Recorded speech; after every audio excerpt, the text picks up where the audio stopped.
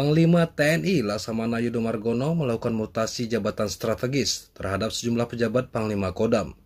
Salah satunya adalah Pangdam 1 Bukit Barisan, saat ini dijabat Majen TNI Ahmad Daniel Chardin.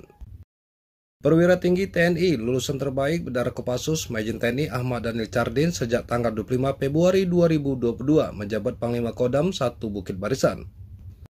Adanya rotasi itu, Majen Daniel dipercaya Panglima TNI menduduki jabatan baru sebagai Aster Kasat menggantikan Majen TNI Muhammad Hasan.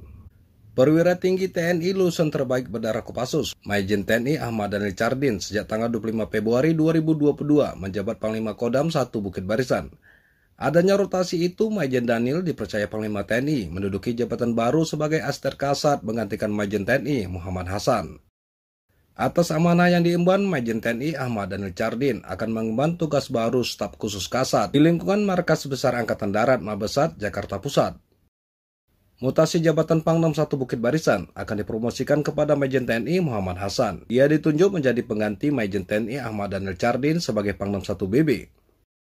Diketahui Mayor Jenderal TNI Ahmad Daniel Chardin, kelahiran Makassar, Sulawesi Selatan 23 Maret 1967. Adalah seorang perwira tinggi TNI AD lulusan Akademi Militer tahun 1990, berpengalaman bidang infanteri Kopassus. Majen TNI Ahmad Daniel Chardin yang sejak 17 Juli 2023 mengemban amanah sebagai Aster Kasat.